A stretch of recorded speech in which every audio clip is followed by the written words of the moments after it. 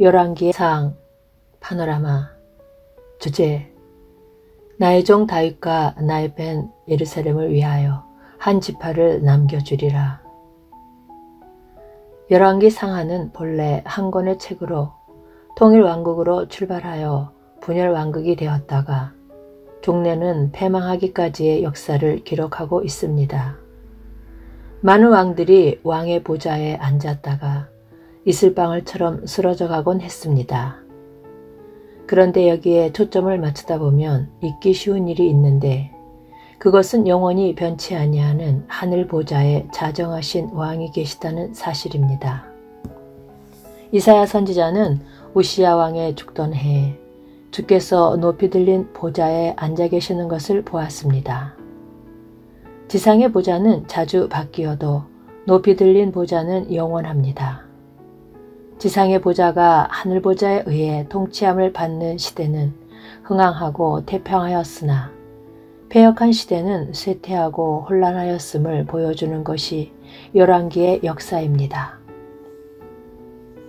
이 점을 시편 기자는 노래하기를, 주께서 옛적에 땅에 기초를 두셨사오며 하늘도 주의 손으로 지으신 바니이다.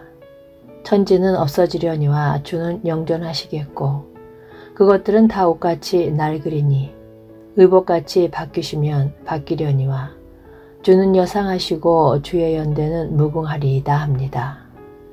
열왕기상은 크게 두 부분으로 나누어집니다. 1장에서 11장까지는 통일왕국인데 중심점은 솔로몬이 왕위에 올라 성전을 건축하는 내용이고, 12장에서 22장까지는 솔로몬의 범죄로 인한 분열왕국에 대한 기사인데 주로 엘리야 선지자의 활동으로 되어 있습니다.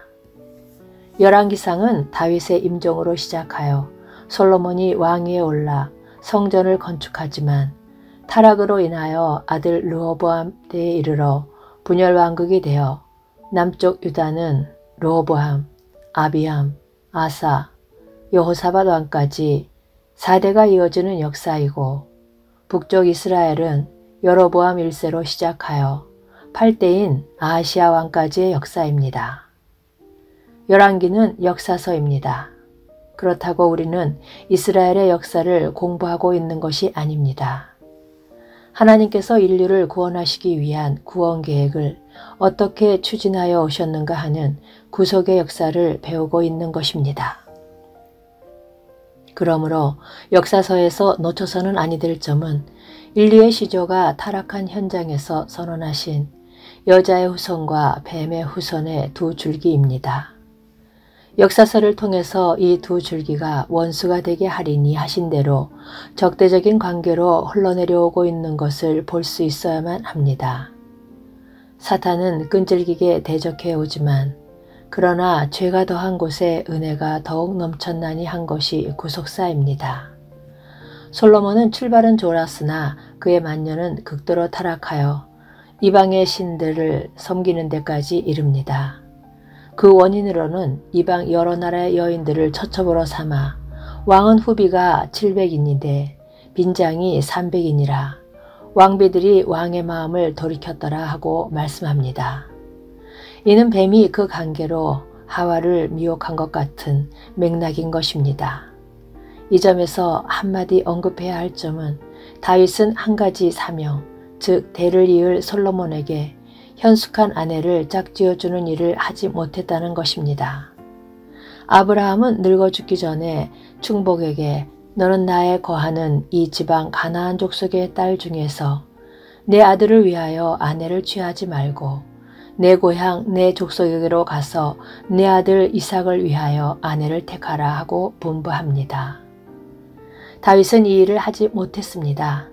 그리하여 솔로몬은 바로의 딸을 아내로 맞이했고, 솔로몬의 왕위를 계승한 르호보암도 그 모친의 이름을 나아마라 암몬 사람이더라 하고 이방인 여인의 소생임을 밝히고 있습니다. 솔로몬이 우상을 숭배했다는 것은 상대성이 있는 말입니다.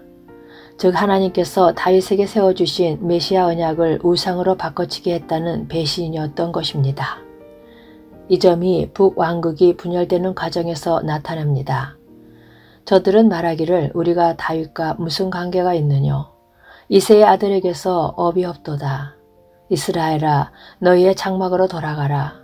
다윗이여 이제 너는 내 집이나 돌아보라 하고 이새의 아들 다윗과의 결별을 선언했던 것입니다. 이는 르호보암을 배신한 것이 아니라 메시아 언약에 대한 명백한 배신이었던 것입니다. 그리하여 여로보암은 금송아지 둘을 만들어 단과 베델에 세우고 이는 너희를 애굽 땅에서 인도하여 올린 너희 신이라 하고 말했던 것입니다. 솔로몬의 타락은 이미 예고된 바입니다. 이 점이 여호와께서 일찍이 2번이나 저에게 나타나시고 이 일에 대하여 명하사 다른 신을 쫓지 말라 하였으니 한 말씀에 나타나는데 하나님은 성전을 건축하는 도중에 그리고 건축한 후에 솔로몬에게 나타나셔서 내 이름을 위하여 내가 거룩하게 구별한 이 전이라도 내 앞에서 던져버리리니 하고 경고하셨습니다. 그럼에도 불구하고 솔로몬은 타락하고 말았습니다. 이 점에서 솔로몬의 죄만을 보아서는 아니 됩니다. 이 거울에 비친 전적 타락과 전적 부패한 자신의 모습을 볼 수 있어야만 합니다. 이에 대한 하나님의 선고는 내가 결단코 이 나라를 내게서 빼앗아 내 신복에게 주리라 하십니다. 그러나 언약에 신실하신 하나님은 여기서 끝이신 것이 아니라 오직 내가 이 나라를 다 빼앗지 아니하고 나의 종 다윗과 나의 벤 예루살렘을 위하여 한 지파를 내 아들에게 주리라 하고 한 지파를 남겨주시겠다 말씀하십니다. 여기에 문제에 대한 해답이 있는 것입니다. 그러므로 남겨주신 한 지파를 내 종 다윗에게 한 등불이 항상 내 앞에 있게 하리라 하고 한 등불이라고 말씀하십니다. 그러면 한 지파 한 등불이 어느 지파입니까? 바로 유다 지파입니다. 일찍이 창세기에서 유다 지파를 통해 왕위가 계승될 것과 그 지파에서 실로 즉 메시아가 오실 것이 예언이 되었던 것입니다. 메시아는 이 땅의 등불이요 소망입니다. 메시아를 등불로 표현하고 있음은 세상은 상대적으로 어두움임을 말해주고 있습니다. 흑암에 행하던 백성이 큰 빛을 보고 사망의 그늘진 땅에 거하던 자에게 빛이 비춰지도다 하고 말씀합니다. 이 등불이 신약 성경에 이르러서는 참빛 곧 세상에 와서 각 사람에게 비추는 빛이 있었나니 하고 성취가 됩니다. 그러므로 열왕기상의 핵심장은 솔로몬이 그토록 타락하였음에도 불구하고 그 나라를 다 빼앗지 아니하시고 한 지파를 남겨주시고 한 등불을 끄지 아니하시겠다는 11장이라 할 수가 있습니다. 11장에는 한 지파를 주시겠다는 말씀이 3번이나 강조되어 있습니다. 이것은 하나님의 은혜가 아닐 수 없습니다. 이사야 선지자는 상한 갈대를 꺾지 아니하며 꺼져가는 등불을 끄지 아니하신다 말씀하고 있는데 구속의 역사는 참으로 상한 갈대와 꺼져가는 등불과 같은 역사였던 것입니다. 그러나 하나님께서는 상한 갈대도 꺾지 아니하시고 꺼져가는 등불도 끄지 아니하셨습니다. 그것은 언약을 지키시고 하나님의 구원 계획을 성취하시기 위해서였던 것입니다. 그러므로 창세기 3장과 열왕기상 11장을 인간 행위 중심으로 보면 타락장이 분명하지만 하나님의 행하신 중심으로 보게 되면 놀랍게도 은혜의 장이 되는 것입니다. 이처럼 솔로몬의 타락을 통해서도 여자의 후손의 줄기를 대적하는 사단의 계계를 보게 되고 그러나 죄가 더한 곳에 은혜가 더욱 넘쳤나니 하는 은혜의 넘침을 보게 됩니다. 이런 맥락에서 열왕기상에서 대두되는 중요한 두 주제는 다윗 언약과 다윗의 왕위가 어떻게 계승이 되고 보존이 되었는가 하는 점입니다. 그리고 이 점은 하나님께서 다윗에게 내 집과 내 나라가 내 앞에서 영원히 보존되고 내 위가 영원히 견고하리라 하고 세워주신 메시아 언약과 결부되는 것입니다. 그러므로 모세오경의 중심인물이 제사장이라면 역사서의 핵심 주제는 왕위입니다. 왜냐하면 그리스도에게서 성취될 왕위이기 때문입니다. 다윗은 죽기 전에 솔로몬에게 여호와께서 내 일에 대하여 말씀하시기를 만일 내 자손이 그 길을 삼가 마음을 다하고 성품을 다하여 진실이 내 앞에서 행하면 이스라엘 왕위에 오를 사람이 내게서 끊어지지 아니하리라 하신 말씀을 확실히 이루게 하시리라 하고 유언을 합니다. 솔로몬은 성전 봉헌 기도에서 이스라엘 하나님 여호와여, 주께서 주의 종 내 아비 다윗에게 말씀하시기를 내 자손이 자기 길을 삼가서 내가 내 앞에서 행한 것 같이 내 앞에서 행하기만 하면 내게로 쫓아나서 이스라엘 위에 앉을 사람이 내 앞에서 끊어지지 아니하리라 하셨사오니 이제 다윗을 위하여 그 하신 말씀을 지키옵소서 하고 기도합니다. 하나님은 내가 내 아비 다윗에게 화하여 이르기를 이스라엘 위에 오를 사람이 내게서 끊어지지 아니하리라 한 대로 너의 이스라엘 왕위를 영원히 견고하게 하려니와 하고 응답하십니다. 이상에서 살펴본 대로 왕위를 계승시켜 나아가겠다. 이것이 열왕기서의 주제입니다. 이 두 주제가 얼마나 중요하냐 하면 솔로몬이 건축한 성전은 경고하신 대로 던져버리셨으나 다윗에게 세워주신 언약과 왕위는 패하심이 없이 이어지게 하여 주 하나님께서 그 조상 다윗의 위를 저에게 주시리니 영원히 야곱의 집에 왕노릇 하실 것이며 그 나라가 무궁하리라 하고 기어코 예수 그리스도에게서 성취하게 하셨다는 데서 알 수가 있습니다. 열왕기에는 왕을 평가하는 두 기준이 제시되어 있는데 하나는 왕의 마음이 그 붙인 다윗의 마음과 같지 아니하여 다윗의 기준이고 다른 한 기준은 바사가 여호와 보시기에 악을 행하되 여로보암의 길로 행하며 한 여로보암의 길입니다. 모든 왕들은 이 두 기준에 의하여 평가가 되고 있음을 보게 됩니다. 다윗의 길로 행하였다는 것은 메시아 언약을 보수한 것이 되고 여로보암의 길로 행했다는 것은 배신했다는 것이 됩니다. 대부분의 왕은 여호와 보시기에 악을 행했습니다. 참으로 이상한 것은 선한 왕이라 하더라도 종말에 가서는 사악함을 드러낸다는 점입니다. 이는 홍수 심판 직후에 하나님께서 내가 다시는 사람으로 인하여 땅을 저주하지 아니하리니 이는 사람의 마음에 계획하는 바가 어려서부터 악함이라 하신 점과 다윗이 내가 제약 중에 출생하였으며 모친이 제중에 나를 잉태하였나이다 하고 고백한 전적 타락과 부패여서 자력으로는 구원의 여망이 없음을 보여줍니다.